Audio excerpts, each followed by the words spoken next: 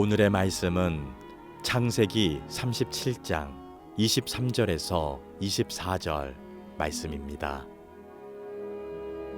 요셉이 형들에게 이르매 그의 형들이 요셉의 옷 곧 그가 입은 채색 옷을 벗기고 그를 잡아 구덩이에 던지니 그 구덩이는 빈 것이라 그 속에 물이 없었더라.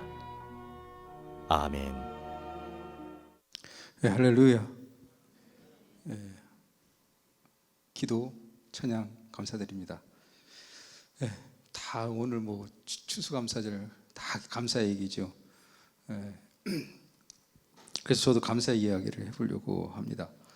교회가 아닌 교회를 그 추수감사절로 이 셋째 주에 정한 것은 1년의 결산을 다 한 다음에 이제 하나님께 드리는 그런 감사입니다. 제가 그래서 교회 와갖고 뒤에 그 커피숍 앞에 붙여놓은 감사 끄적이는 거 이렇게 읽어보았습니다. 그래도 제일 눈에 띄는 거는 춥고 배고프고 피곤한데도 가족과 함께 식사할 수 있어서 감사하다는 그 길기 봤습니다. 여기서 가족은 혈연을 의미하는 것 같은데 가족에는 교회 공동체 식구도 다 가족입니다. 하나님의 가족입니다. 여러분들 춥고 배고프고 피곤하시면 또 교회 많은 식구들과 더불어 은혜를 나누셔서 따뜻한 시간 보내시기 바랍니다. 제 자신도 올해 감사한 것 많이 있습니다. 생각해 보았습니다. 설교 준비하면서. 그래도 이제 제일 큰 거는 코로나 상황이 진행된다 하더라도 이렇게 예배 드릴 수 있고 또 여러분들과 더불어 예배 드릴 수 있는 게 가장 큰 은혜고 감사인 것 같습니다. 또 제가 설교할 수 있다는 기회 주신 것도 굉장히 감사하구나 이렇게 생각을 해보았습니다. 감사거 이렇게 생각해 보니까 소소한 것들 많이 있습니다. 제가 매일 아침에 아내가 맛있는 아침 식사 차려준 것도 감사하고 저희 87세 되는 저희 노모 사이 등살에 못 이겨갖고 허리가 매일 아프시는데 그래도 아침에 플랭크 3분 넘게 하시는 것도 감사. 또 제 큰 처남이 좀 작은 교회 담임 목사님으로 계시지만 월삭 헌금 나온 거 저희 학교에 보내주셔서 저희 학교 신학생들 또 섬겨 주시는 것도 감사. 또 제 학생들이 제 가르침 잘 따르는 것도 감사. 또 모처럼 제가 좋아하는 운동 마라톤 대회 열렸는데 제가 풀코스 도전해서 처음부터 끝까지 논스톱으로 쭉 달린 것도 감사. 또 사실 신앙적인 거 생각해 보면 제 금유철에 올 상반기 좋은 결과 안 주신 거에 대해서 상당히 또 감사. 하필이면 설교하는 그날 아침에 결과가 나오는 거예요. 나쁜 결과. 이렇게 목사가 되고 좀 해서 설교하러 오게 되면 참 그래 기쁜 마음으로 와야 되는데 그것도 한 번이 아니라 연타 2번 아주 굉장히 1년 넘게 쓴 논문의 결과 투구했는데 계속 떨어지는 거예요. 그래서 왜 그런가 이렇게 생각해 보니까 너 가서 위로해줘라. 위로. 아픈 마음 갖고 있는 성도들 위로해줘라. 너 그거 합격됐으면 너 기뻤다고 방방 뜰 텐데 야 가서 위로해줘라. 그래서 제가 그때 설교할 때 굉장히 속이 불불 끓더라도 차분하게 한 것 같아요. 또 최근에는 하나님이 딱따구리를 보내주셨어요. 딱따구리를 저희 집에. 딱따구리가 와갖고 건물에 외벽을 쪼아갖고 구멍을 크게 2개 냈어요. 그렇게 되니까 집 건물에 사는 사람들이 이거 비가 오게 되면 물이 스며들어가니까 이거 막아야 된다고 그래갖고 막는데 돈 많이 들어갔어요. 처음에는 하나님 왜 딱따구리를 보내주셔갖고 돈까지 쓰게 해요. 그렇게 생각했는데 가만히 생각해 보니까 야 딱따구리가 네 외벽을 거의 뚫으려고 하면 걔가 얼마나 힘들겠냐. 발톱을 딱 펴서 그 벽에 부착시킨 다음에 계속 쪼아야 되는 거 아니냐. 응? 그래서 메꿨는데 그 다음에 또 와갔어. 또 뚫어놨거든요. 그래서 지금은 가만히 있는 상태인데 야 딱따구리도 그 딱딱한 외벽을 갖다가 계속 쪼아대면은 뚫리는데 복음의 능력이 안 뚫릴 게 뭐가 있냐? 예수 그리스도의 십자가의 복음의 능력으로 안 뚫리는 게 뭐가 있냐? 너 신학교에서 그거 가르치는 선생 아니냐?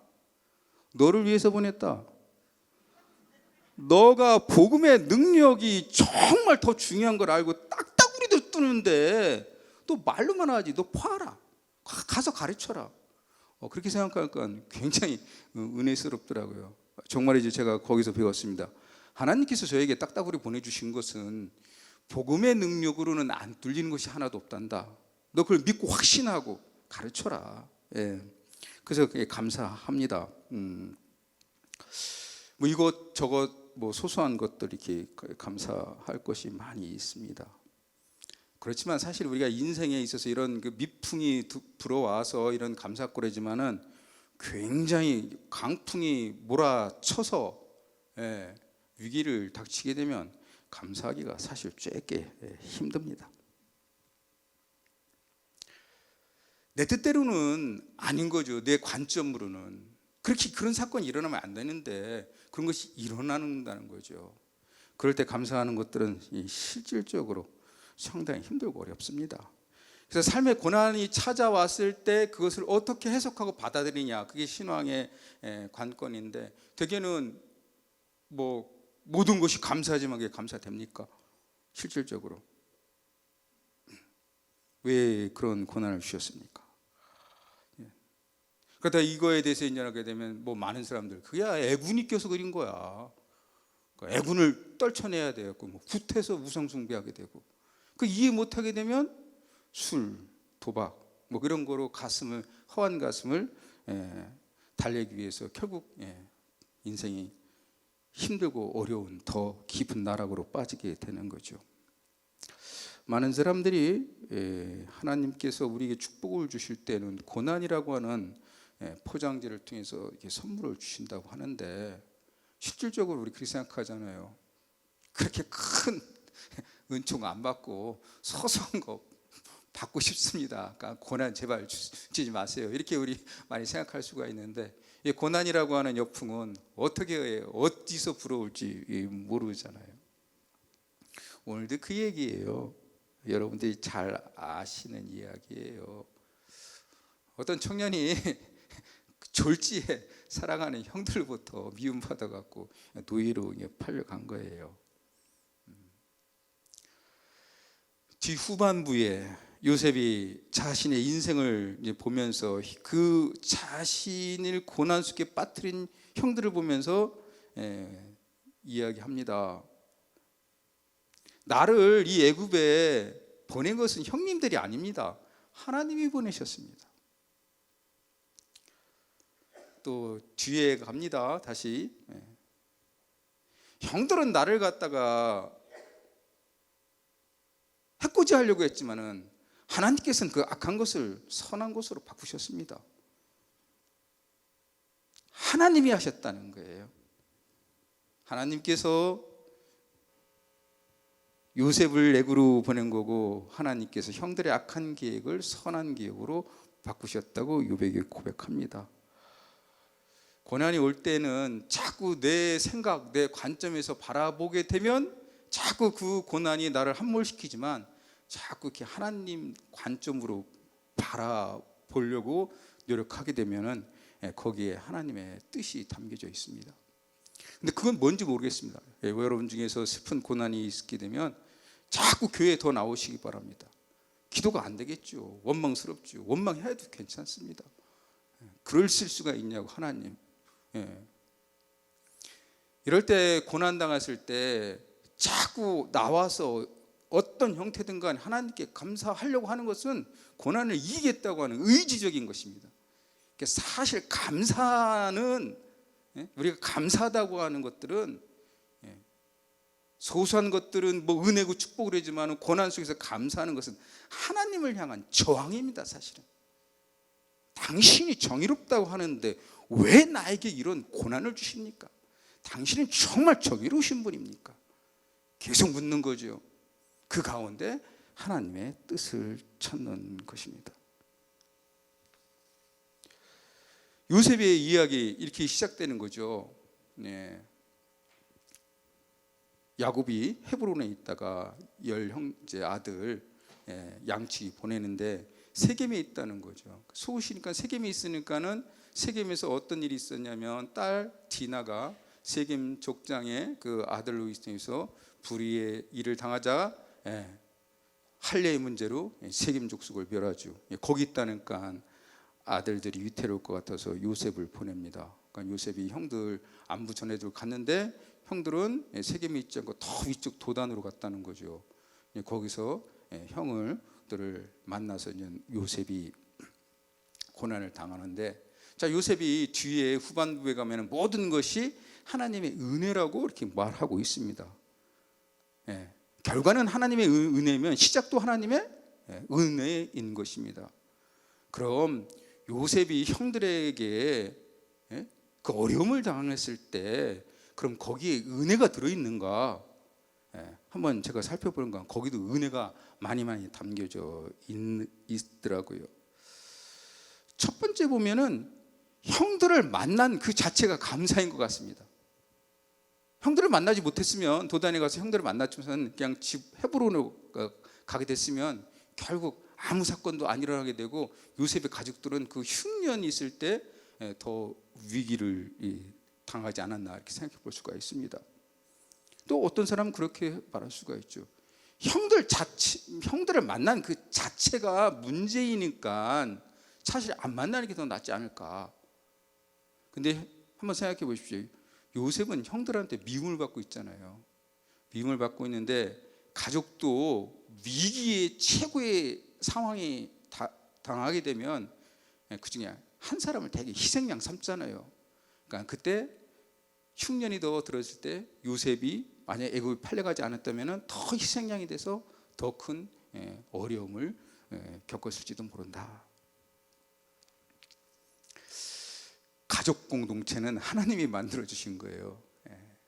근데 가족 공동체 중에서 이렇게 평화롭지 못하게 되면은 왼수 덩어리가 가족이 있는 거 아시죠? 왼수가 가족이 있습니다. 그런데 그 왼수가 가족에 있는데 왜 하나님께서 그 왼수를 이 가족의 걸로 만드셨을까? 거기에는 아버지께서 계획하신 놀라운 뜻이 있습니다. 저는 뭔지 모르겠습니다. 근데 누구나쯤은 내가 정말 이 집안에서 안 태어났으면 좋겠는데 나는 정말 이런 부모님을 내 아버지 어머니를 안 두셨으면 좋겠는데 그렇게 생각하는 자녀들 또 부모님들이 있을 줄 모를 것입니다. 그러나 거기에는 하나님의 은총이 담겨져 있을 것입니다.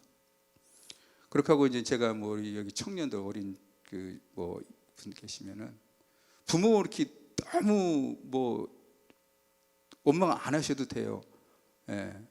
왜냐하면 육신의 부모가 나의 소망을 이루는데 전혀 거기에 관계가 없다고 생각하면 하나님을 잘 믿으면 하나님께서 부모님 여러분을 보내주십니다. 여러분들에게 세례 준 아버지도 부모님인 거 아세요? 여러분들에게 세례를 준 그 목사님이 여러분들 영적 아버지예요. 저는 학위 받고 돌아오니까 이 영적 아버지가 공부할 때는 사탕 한 움큼 주더라고요. 그래서 제가 가슴이 굉장히 아팠습니다. 나 지금 공부하는데 돈이 필요한데 돈 달라고 하니까 사탕 한 움큼 주더라고요. 너가 얼마나 가슴이 아팠는데요. 그런데 학위 받고 들어오니까 그 아버지가 모든 거 다 알아서 다 해주시더라고요. 그 합격증, 제가 신대원 가려고 합격증 갖다 주면서 합격증 말고 이상은 영수증도 되고 등록금이거든요. 영수증 미루니까요 아버지가 등록금도 주시고요. 또 나를 위해서 결혼 안 했으니까 제 결혼할 상대자도 다 준비해놨대요. 다 준비해놓고 결혼한다니까 그냥 그 큰 그냥 본당을 내놓으시더라고요. 본당뿐만 내놓으시겠어요? 아예 꽃장식까지 해서 다 주시더라고요. 그것뿐이겠어요? 돈도 없다고 하니까 설교 시간 1부, 2부, 3부 그냥 계속 선전을 하셔갖고 다 축의금 내라고 하시더라고요. 제가 그때 알았습니다. 아버지는 많다. 내 육신의 아버지가 비록 나에게 못해주시면 내 영적인 아버지, 하나님께서 나에게 영적인 아버지를 보내셔갖고 육신의 아버지가 못 채우는 거 다 채워준다. 아버지 많습니다. 그러니까 너무 부모 엄마 하지 마세요. 부모는 여러분들 먹여 살리시고 여기까지 길러주신 것만 해도 감사한 거예요. 그 다음부터는 여러분 진짜 하늘에 계신 아버지한테 돈 달라고 하면 돈도 달라고 하고, 배우자가 필요하면 그분한테 달라지. 왜 괜히 힘없는 육신의 아버지 어머니 괴롭혀요. 저 그때 알았습니다. 하나님께서는 정말 나의 육신의 아버지가 부족한 것을 영적인 아버지로 통해 챙겨주시는 거구나. 두 번째 생각해 보니까는 이 형들이 요셉을 꿈꾸는 자로 생각했다는 것이 감사하더라고요. 겨우 저 꿈꾸는 자가 오는데 제가 꿈이 어떻게 이루어질까 보자. 요셉의 꿈은 여러분 잘 아시잖아요. 두 번의 꿈을 꾸잖아요. 두 번을 계속 같은 내용을 꾼다는 것은, 그것도 더군다나 요셉이 뚜렷하게 기억했다는 것은 자기 인생과 굉장히 밀접하다는 것이거든요. 이걸 알았기에 나중에 요셉이 바로의 꿈도 해석하게 되는데, 자, 요셉이 꿈꾼 게 뭡니까? 자기 볕단은 서고, 형들의 볕단은 다 자기한테 절하고, 더불어 해와 달과 별들도 자기한테 절한다는 거죠. 이건 부모님을 뜻하기도 되지만은 해와 달과 별은 또 나라의 통치자도 상징하거든요. 그건 요셉이 너무나 그걸 마음속에 딱 꾸어진 거예요. 꿈은 꾸는 것이 아니라 꾸어지는 것입니다. 사실은 굉장히 중요합니다. 요셉이 그 꿈을 꾸었기 때문에 하나님께서 주시는 것이라고 생각했기 때문에 요셉은 사실은 형들의 그 고난 속에서도 이 꿈이 이루어질 것을 믿고 확신한 것입니다. 그렇게 인식해 줬다는 것에서 감사한 거죠. 그러니까 그 꿈을 요셉은 잊지 않은 거죠. 노예살이 하면서도 언젠가는 이 꿈이 이루어질 것이다. 제가 언젠가 꿈에 대해서 얘기할 것도 있지만요. 이제 꿈은 꾸는 것도 있고 꾸어지는 내용을 기억하는 것도 중요하고요. 그다음에 해석하는 것도 중요하잖아요. 우리 꿈보다 해몽이 더 좋다고요. 진짜 꿈은 해몽이 중요합니다. 근데 제가 꿈을 저도 짧게 연구해봤어요. 그런 가운데 꿈은 해석이 중요한데 가장 중요한 해석, 우리 삶 속에서 우리 신앙에서 가장 중요한 해석은 내가 하나님의 아들로 이 땅을 살아간다는 것이다. 그게 가장 중요한 해석입니다. 여러분 믿으시기 바랍니다. 그렇게 믿으시기 바랍니다. 잠깐 예어 하나 할게요. 그 왕비가 어느 날 왕하고 투닥투닥 하다가 왕이 화를 냈다는 거예요. 하나만 갖고 나가라. 너 이제 배기 싫으니까 하나만 갖고 나가라. 이 왕은 오늘과 같이 되게 가슴이 큰 것 같아요. 그래서 좋다 그러니까 왕비도 나 하나만 갖고 나갔다. 갖고 나갈 거다. 갖고 나간다는 거죠. 뭘 선택했냐면 왕비가 나는 하나 갖고 딱 나가는데 나는 너를 데리고 나간다. 하나를 선택했다는 거예요. 그러니까 어디를 가나? 계속해서 왕비는 왕이 있는 곳을 다니는 거예요. 그렇습니다. 꿈 내용이 어떤 것이 중요한 게 아니라요, 여러분들이 해석해서 내가 오늘 눈 떠서 내가 하나님의 자녀로 살아간다는 그 사실, 그보다 더 중요한 거 없습니다. 그래서 아버지의 가르침대로 자녀가 있기 때문에 아버지의 가르침대로 내가 오늘 사람을 사랑하고 사람을 사랑하고 아끼게 마음으로 살아가려고 하는 그것이 꿈 해석의 최고의 정점입니다. 그러니까 여러분들 꿈자리가 뒤숭숭했다 하더라도 전혀 개의치 마시고 그 의지를 갖고 하루하루 살아가는 겁니다. 세 번째는 형들은 사실 요셉을 죽이려고 했잖아요. 그런데 요셉을 죽이지 않은 것이 감사한 거죠. 형들은 요셉을 죽이고 나서 그 요셉의 저 꿈이 어떻게 이루어질 거를 바랬는데 결국 형들은 요셉을 죽이지 않습니다. 왜냐하면 큰형 루벤이 죽이지 말라고 했거든요. 만약 요셉이 죽었다고 하면은 더 이상 그 요셉의 이야기는 역사의 무대에 다 사라지는 건데 죽지 않은 것도 감사한 것입니다. 세 번째는 형들이 채색 옷을 벗겼잖아요. 채색 옷, 알록달록한 옷, 긴 소매가 옷, 여러 가지 두 가지 해석 다 가능한데 채색 옷만 벗긴 것도 감사한 것입니다. 하나도 옷을 안 입히고 알몸으로 만들어놨다면 얼마나 더 수치스러웠을 거예요. 그래도 채색 옷 입고 안에 어느 정도 걸칠 수 있는 옷 주신 것도 생각해 보니까 감사한 것입니다. 그런데 형들이 그 구덩이에 던졌다는 거죠. 구덩이에 던졌는데 구덩이에 아무것도 없는 것이 감사한 것이죠. 만약 구덩이에 들어갔는데 거기에 정말 독사나 정말 또 사나운 짐승, 이리 늑대가 있었게 되면 어떻게 됐어요? 그냥 구덩이에 던지는 즉시 요셉은 굉장히 위기를 당하거나 생명의 위협을 당했을 것입니다. 또 살펴보니까는 다섯 번째, 여섯 번째로 물이 없었다는 거죠. 물이 없었다는 거. 만약 물이 있었다고 하면 거기 진흙창이 돼갖고 구덩이에 빠져갖고 굉장히 또 고생했을 텐데, 또 물이 없었다는 것도 생각해 보면 감사한 것입니다. 그런데 그때 바로 또 얼마 지나지 않아서 이스마엘 사람들이 장사꾼이 지나갔다는 사실 자체도 굉장히 감사한 것입니다. 장사꾼이 안 지나갔으면 계속 요셉은 구덩이에 빠져 있었어야 되는데 장사꾼이 지나갔다는 것 감사. 그래서 어떻게 돼? 결국은 요셉이 구덩이에서 나오게 되는 거죠. 자, 그런데 어떤 장사꾼을 만났냐면은 여기서 보면은 길르앗에서 위에서 북쪽에서 아래 애굽으로 내려가는 장사꾼을 만났다는 거죠. 이 장사꾼들이 돌아가는 길이었다며 그러면 결국은 요셉은 애굽에 팔려간 것이 아니라 저 위쪽 수리아로 팔려갔을 것입니다. 내려가는 그 장사꾼을 만났다는 것도 감사하고, 또 근데 은 20에 팔렸다는 거죠. 이건 제값을 받았다는 거죠. 제값. 싼 값이 아니라 당시에 종의 값을 받았다는 것. 또 결국 팔려가 갖고 누구의 집에 가서 팔렸냐면 친위대장 보디발의 집에 팔렸다는 거죠. 그 나라에 말하자면 권력의 위에 있는 그 집의 노예가 됐다는 것도 결국 감사한 것이죠. 결국 그를 통해서 요셉은 하나님의 구원에게 가족 구원이라는 구원사의 놀라운 역할을 감당하게 되는 것 아니겠습니까?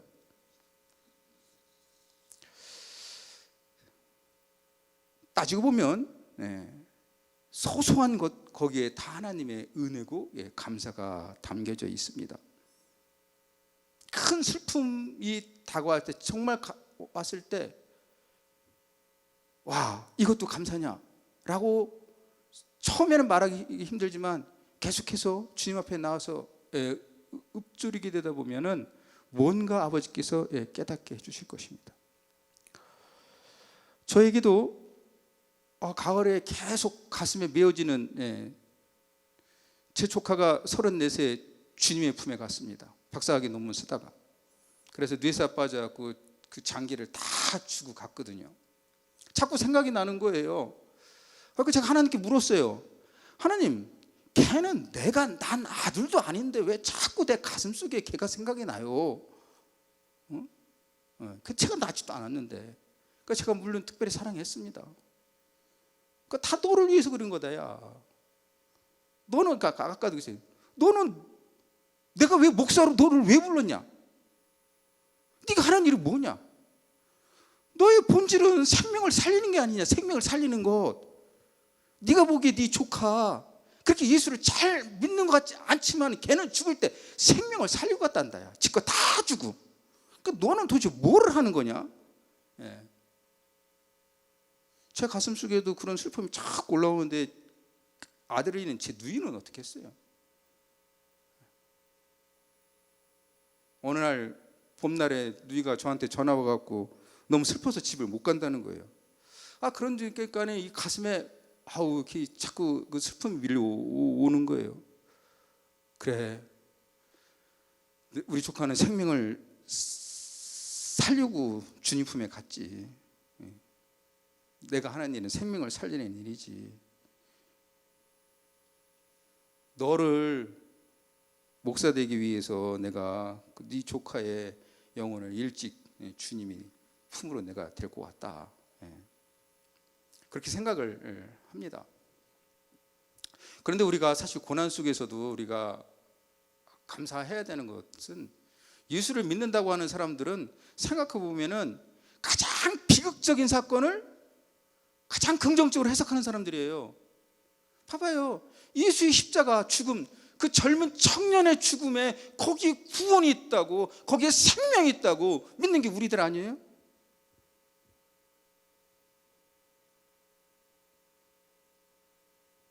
고난을 우리는 승화시켜서 구원과 생명으로 이해하기 때문에 우리가 주님을 믿고 따르고, 그러기에 우리가 고난 속에 있다 하더라도 우리가 이겨낼 수 있는 힘은 바로 거기에 있는 것입니다. 심한 폭풍과 몰아치게 되면 힘들고 어렵습니다. 그럴 때일수록 주님 존전에 주님께 시선을 향하고 주님께 물어보시기 바랍니다. 그렇게 되면 요셉의 고백처럼 하나님께서 보내시고 하나님께서 선한 계획으로 바꾸셨다고 우리가 고백할 수 있는 것 같습니다. 하나님께 감사하다고 우리가 표현하는 것은 하나님의 주권을 인정하는 것이고 하나님의 통치를 인정하는 것입니다. 그러기에 오늘 우리 모두가 모여서 예배 드리는 것입니다. 광교 꿈의 우리 성도님들, 주님을 뜨겁게 사랑하기에 모여서 예배 드리는데 더 주님께 감사함으로 주님으로부터 더 큰 사랑을 받는 여러분이 되시기를 간절히 축원드립니다.